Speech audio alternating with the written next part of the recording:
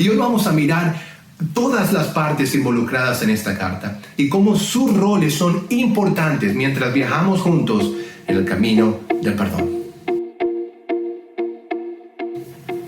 Hola y bienvenidos al canal purabiblia.com. En las últimas semanas de nuestro viaje a través de la carta de Pablo a Filemón, hemos aprendido cómo debemos abordar situaciones difíciles, heridas, conflictos, decepciones. Hablamos de revisar nuestra perspectiva y eso lo hacemos cuando paramos y reconocemos lo que está bien antes de abordar lo que está mal. El segundo paso es revisar nuestra motivación para resolver el conflicto. Y hablamos de eso como el amor es una herramienta crucial para poder encontrar la perspectiva correcta. Hemos estado analizando qué persona eres en esta carta, cuál papel cumples en medio de un conflicto. Y las preguntas que nos hemos estado haciendo son, número 1, ¿alguna vez te han lastimado? Y si la respuesta es sí, entonces tú eres Filemón, a quien va dirigida esta carta. La segunda pregunta que hemos hecho es, ¿alguna vez has lastimado a alguien, aunque sea sin querer queriendo? Si la respuesta es sí, entonces tú eres Onésimo. ¿Conoces a alguien que tiene un problema de reconciliación? Fue nuestra tercera pregunta. Y si la respuesta es sí, entonces tú eres Pablo. Y hoy vamos a mirar todas las partes involucradas en esta carta y cómo sus roles son importantes mientras viajamos juntos en el camino del perdón. Comencemos con Pablo, el reconciliador. La pregunta que nos hacemos, es ¿qué debo hacer si yo estoy atrapado en medio de un conflicto? ¿Qué se supone que yo debo hacer? ¿Cuál debería ser mi actitud en medio de un conflicto? Y las Escrituras dicen que como discípulos de Jesús somos reconciliadores. Y esto es un reflejo del corazón mismo de Dios. Algunas Escrituras que podemos estudiar sobre este tema. 2 de Corintios capítulo 5, versículo 20. Así que somos embajadores de Cristo, como si Dios los exhortara a ustedes por medio de nosotros. En nombre de Cristo les rogamos que se reconcilien con Dios. Me encanta esa escritura porque Dios está apelando al mundo a través de ti. A veces nosotros decimos, Dios, manda a alguien para que pare el sufrimiento de esa persona. Manda una situación para que resuelva el conflicto de esa persona. Y Dios dice, sí, te estoy mandando a ti. En Mateo capítulo 5, en el versículo 9, la Biblia dice, dichosos los que trabajan por la paz, porque serán llamados hijos de Dios. Todos tenemos la oportunidad de trabajar por la paz, de enviar a otros hacia Dios, porque es Dios quien va a hacer la diferencia. Ahora, ¿a dónde tienes que ir para realmente alcanzar la paz? Y la respuesta es simple. Necesitamos ir en medio de la batalla, en medio de la guerra. Ahora, una vez que estés allí, ¿qué hacemos? ¿Cómo puedo yo convertirme en un pacificador? Interesante que haces esa pregunta. Mi primera recomendación es la siguiente. No muestres favoritismo. Veamos un segundo cómo Pablo ve a Filemón. Vamos a capítulo 1, versículo 4. Pablo dice, siempre doy gracias a mi Dios al recordarte en mis oraciones, porque tengo noticias de tu amor y tu fidelidad hacia el Señor Jesús y hacia todos los creyentes. Aquí, básicamente, Pablo le está diciendo a Filemón, hermano, me encanta mirar tu página de Facebook. Todas las cosas buenas que veo, yo sigo dando y tú tienes una gran influencia en otros. Eres un gran ejemplo. Buen punto de vista. Ahora mira lo que Pablo dice acerca de Onésimo, el otro que está al otro lado del conflicto. Versículo 10, capítulo 1. Te suplico por mi hijo Onésimo, a quien llegó a ser mi hijo mientras yo estaba preso. Ponte a pensar, Pablo refiriéndose a Onésimo como mi hijo, mi corazón mismo. Mira lo que dice el versículo 12. Te lo envío de vuelta, con él va mi propio corazón. Wow. Lo que Pablo está mostrando es que para ser un reconciliador no podemos mostrar favoritismo. Solo hay un lado. y es el lado de Dios. Y Dios no muestra favoritismo. No muestres favoritismos cuando vayas a resolver el conflicto con otra gente. No traigas prejuicios. Entiende que cuando entras en una situación, no tienes una agenda, sino un compromiso con Dios, con Jesús, y solo con Jesús. Mira lo que dice el versículo 13 de la carta de Filemón. Pablo escribe: yo hubiera querido retenerlo para que me sirviera en tu lugar, mientras estoy preso por causa del Evangelio. Pablo aquí se asegura de que Filemón vea que no hay una distinción entre él y Onésimo. Pablo está ampliando la perspectiva de Filemón. Y el versículo 15 y el 16 continúa cuando dice: tal vez Onésimo se alejó de ti por algún tiempo para que ahora lo recibas para siempre. Ya no como el esclavo, sino como algo mejor, como un hermano querido, muy especial para mí, pero mucho más especial para ti, como persona, como hermano en el Señor.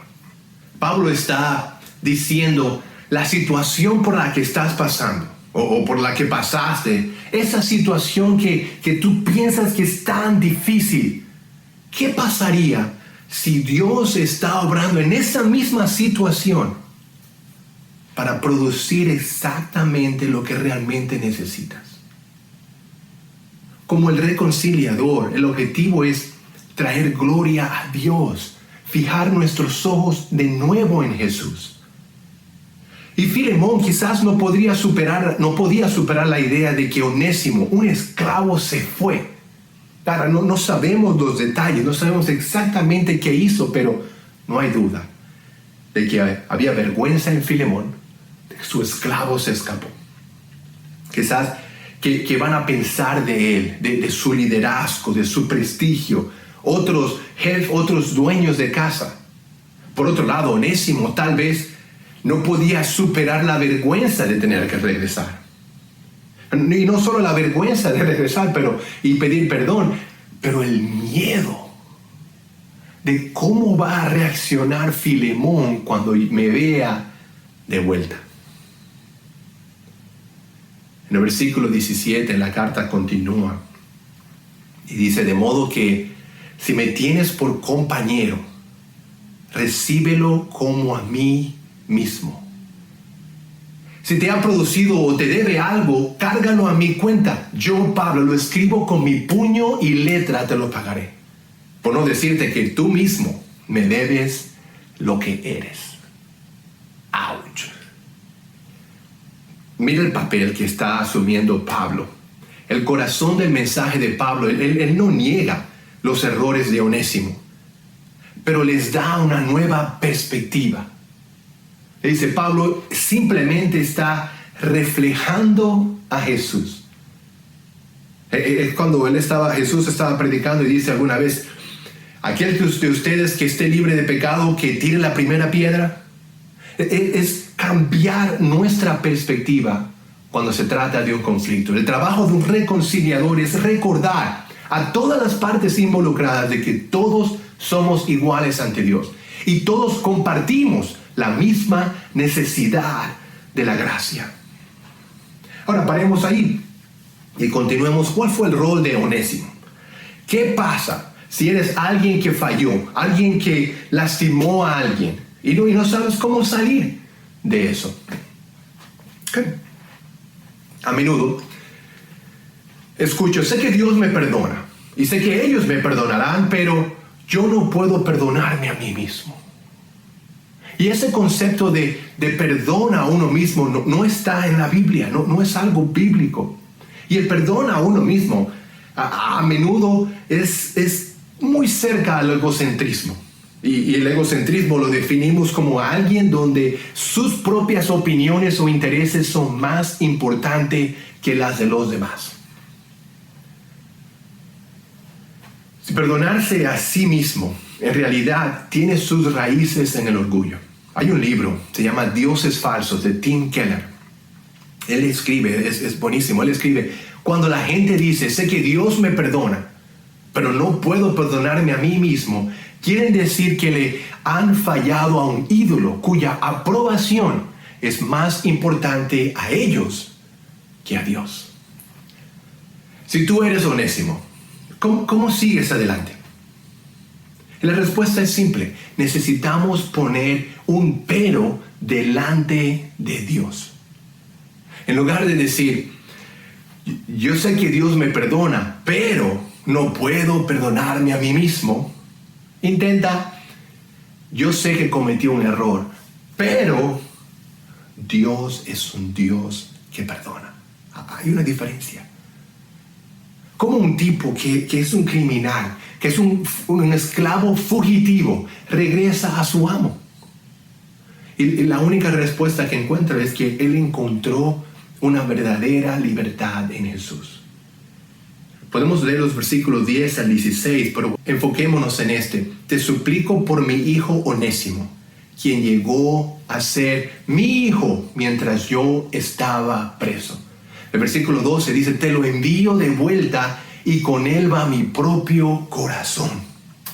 Y más adelante en el versículo 16 dice, ya no como un esclavo, sino como algo mejor, como un hermano querido, muy especial para mí, pero mucho más especial para ti, como persona y como hermano en el Señor. Si Onésimo solía no estar en la familia, pero ahora sí. ¿Por qué? Porque se arrepintió. Sin arrepentimiento no hay cambios. Un arrepentimiento, la palabra arrepentimiento aparece 57 veces en el Antiguo Testamento. Y eso lo encontré en la internet, no los conté yo, así que necesitamos revisarlo. Aparece 64 veces en el Nuevo Testamento. Aparentemente alguien los contó. Jesús, de hecho, el primer sermón escrito de él, en Marcos capítulo 1, en el versículo 14, él dice, después de que se encarcelaron a Juan, Jesús se fue a Galilea a anunciar las buenas nuevas de Dios. Se ha cumplido el tiempo, decía, el reino de Dios está cerca. Arrepiéntanse y crean las buenas nuevas.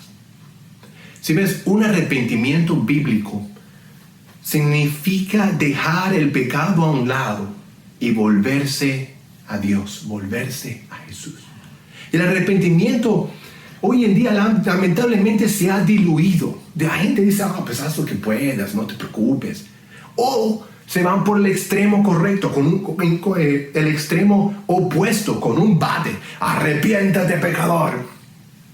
Donde el enfoque es el pecado y no el arrepentimiento. Pero si no te alejas del pecado y te enfocas en Dios, no es un arrepentimiento bíblico. Y Onésimo encontró la verdadera libertad, no cuando huyó de su amo, pero cuando decidió arrepentirse. Y la verdadera libertad viene con el arrepentimiento. Déjanos saber si te gustaría que hagamos un estudio acerca del arrepentimiento bíblico. Pero la pregunta hoy es, ¿cómo sabemos que nos estamos arrepintiendo? Y la respuesta es simple. Habrá un cambio de mentalidad. Pienso de una manera diferente sobre mi pecado. Hay una diferencia entre un remordimiento y un arrepentimiento. Segunda de Corintios 7, versículo 10 es un muy buen estudio acerca de esas dos palabras. Pero muchos de nosotros sentimos remordimiento. Y el remordimiento se centra en lo que hicimos. En cambio, el arrepentimiento se enfoca en a quién lastimamos. No se trata de a quién lastimas horizontalmente, pero se trata siempre primero de a quién lastimas verticalmente, con Dios. Un cambio de corazón hace que tú te sientas diferente con respecto al pecado. Te llevará a un cambio de dirección. Vas a actuar de una manera diferente con respecto al pecado. Y un cambio así, un arrepentimiento así es visible. La gente lo ve, es obvio en los ojos de otras personas. Otros pueden dar fe de ellos. De hecho, en el versículo 11, Pablo escribe: en otro tiempo te era inútil, pero ahora nos es útil tanto para ti como para mí. Hablamos antes de que la palabra onésimo literalmente significa útil.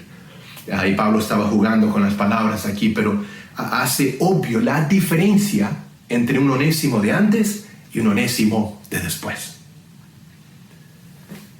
Arrepentimiento es algo tan importante.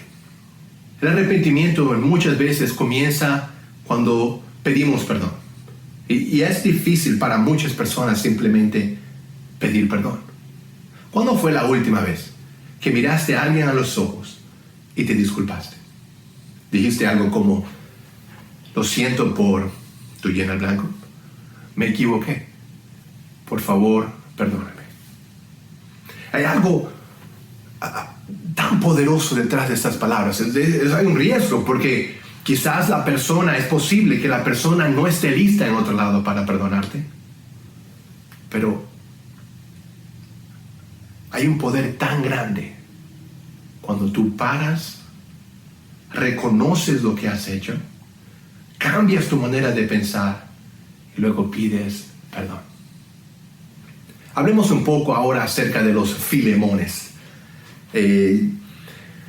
Hablamos de Pablo por un instante, hablamos si tú eres un onésimo. Ahora, ¿qué tal si tú eres un Filemón? ¿Qué tal si alguien te ha herido a ti? ¿Alguna vez has sido herido? Si no lo has hecho, prepárate porque viene el día. Y es importante que busques perdonar. ¿Qué dice la Biblia acerca del perdón?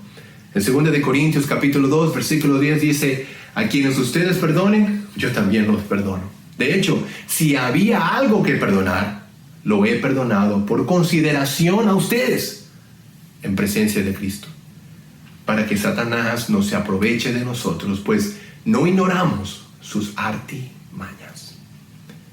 Si ves, hay mucho que hablar de esto, pero para simplificar, la falta de perdón es demoníaca.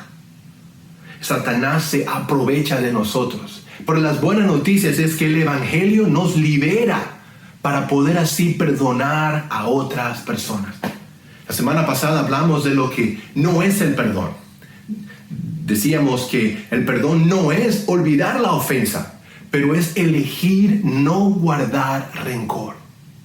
Perdonar no es esperar una disculpa, porque quizás la verdad nunca llegue, quizás nunca suceda. De hecho, ¿acaso Dios esperó que tú y yo nos disculpáramos antes de enviar a Jesús? Jesús dijo que mientras lo crucificaban: Padre, perdónalos porque no saben lo que hacen. Si ves, alguien siempre paga por el perdón. Eso en un sentido define la palabra justicia. Pero si tú buscas justicia sin el perdón, es venganza.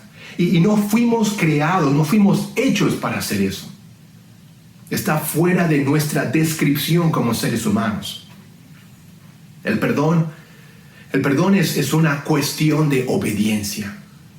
En el versículo 21, Pablo concluye el tema, la carta, escribiendo lo siguiente: te escribo confiado en tu obediencia, seguro de que harás aún más de lo que yo te pido. Un cristiano no perdonado es un oxímoron, no existe.